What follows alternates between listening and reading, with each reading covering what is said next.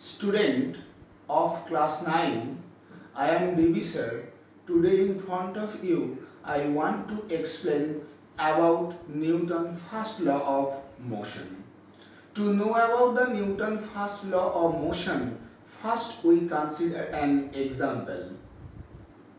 Consider an object is at rest position. If we want to change or try to change the state of rest of the object, then we have to apply an external force.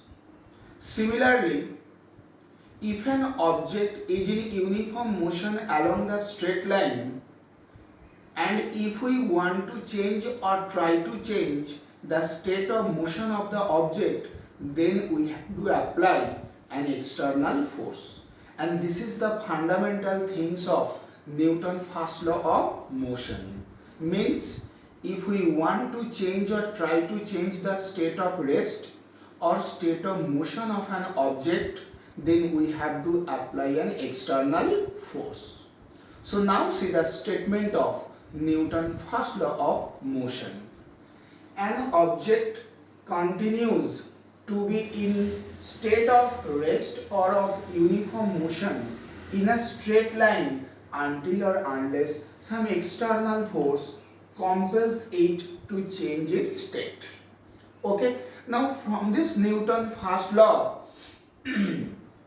we know about the two different things. Number one, inertia property, and number two, definition of force. So first we know what is inertia property. See the definition. The inability of an object to change its state of rest or of uniform motion along a straight line by itself is called the inertia of body.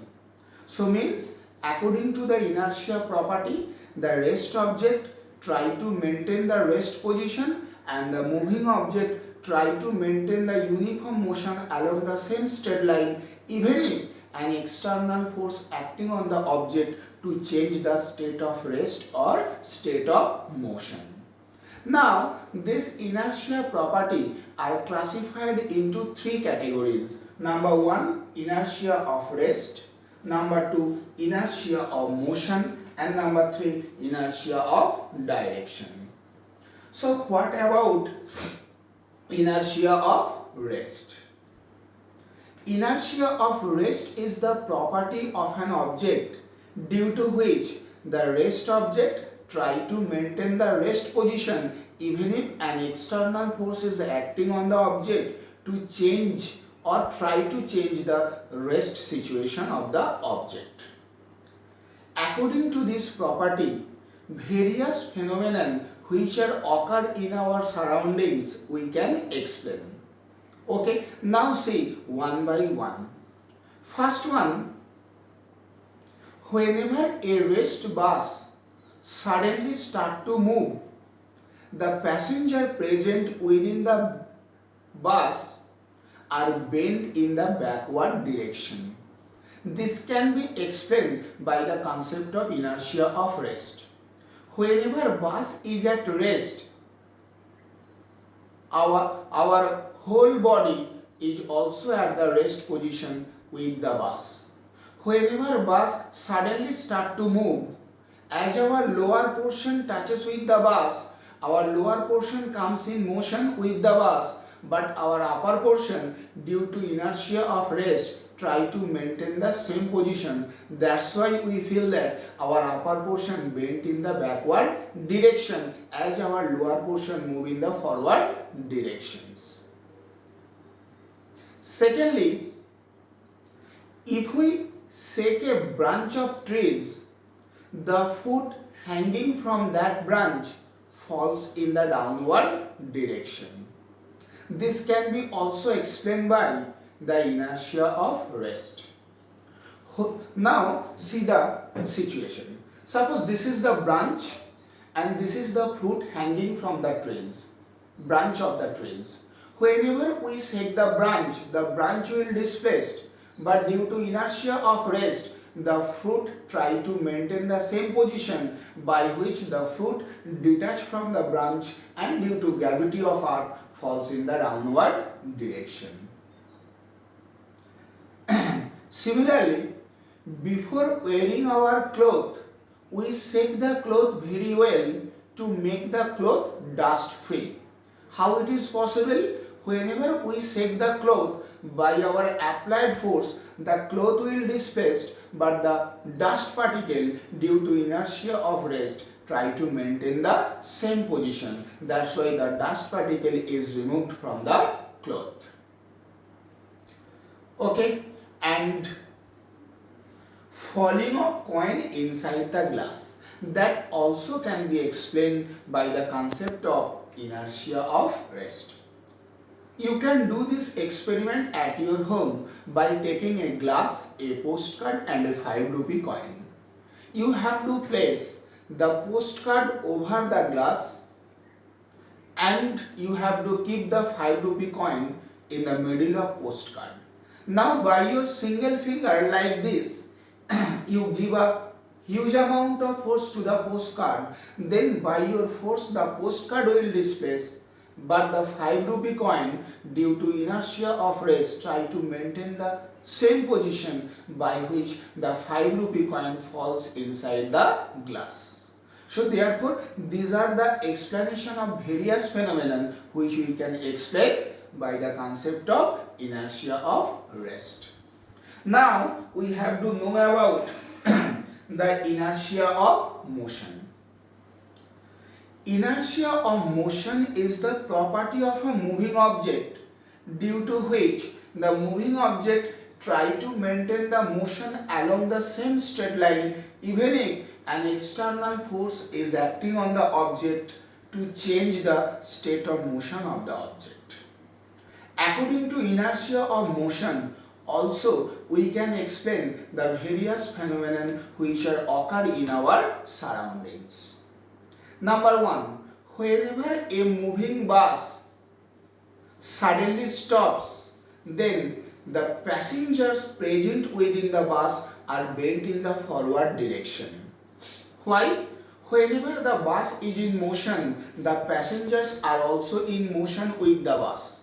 Whenever bus suddenly come to the rest position, the passenger's lower portion comes at the rest position with the bus, but the upper portion of the passenger due to inertia of motion try to move in the forward direction, by which passengers are bent in the forward directions.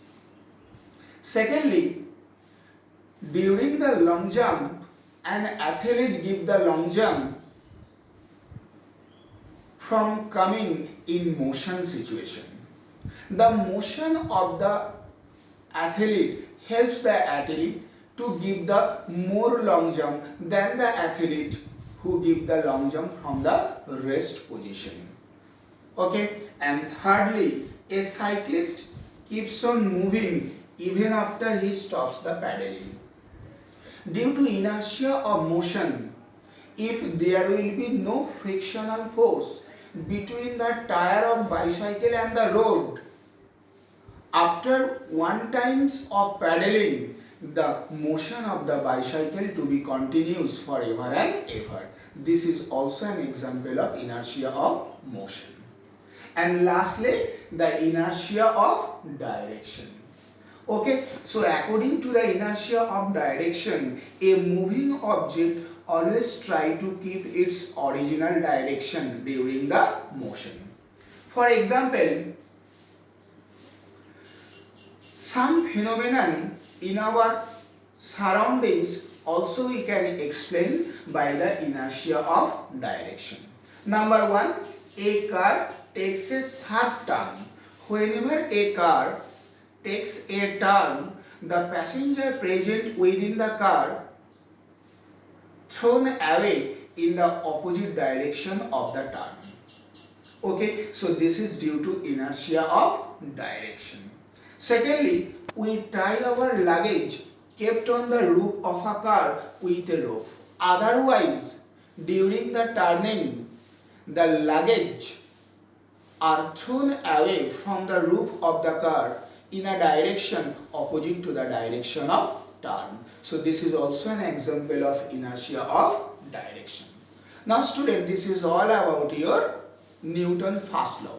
Okay, so another thing we know from Newton first law, which is actually the definition of force. What is force?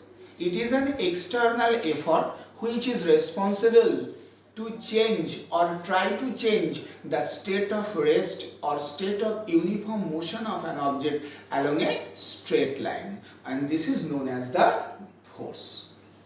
Now we have to know about the Newton's second law of motion.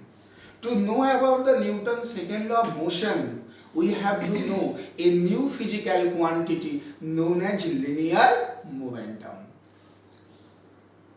Now, linear momentum is denoted by P, and remember it is a vector quantity. That's why I put an arrow over P. This arrow represents linear momentum. P is a vector quantity. So what do you mean by linear momentum? Linear momentum exists only for the moving object. Consider a body of mass m moving with a velocity v. Then its momentum is given by P equal mv.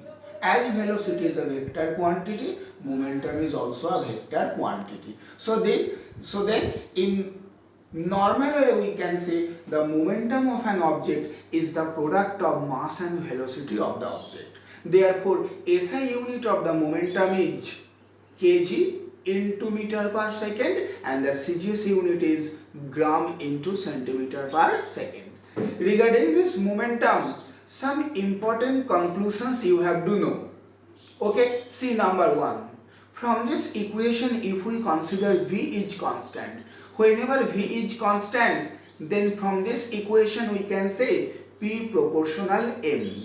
Okay, so means linear momentum is directly proportional to the mass of the object whenever velocity of the object is constant, and from here we can write P1 by P2 equal M1 by M2, and if M1 greater than M2, then P1 greater than P2. Therefore we can say whenever two objects of different masses moving with same velocities, then the object having higher mass execute higher linear momentum. So see the situation, as M1 greater than M2, P1 is also greater than P2.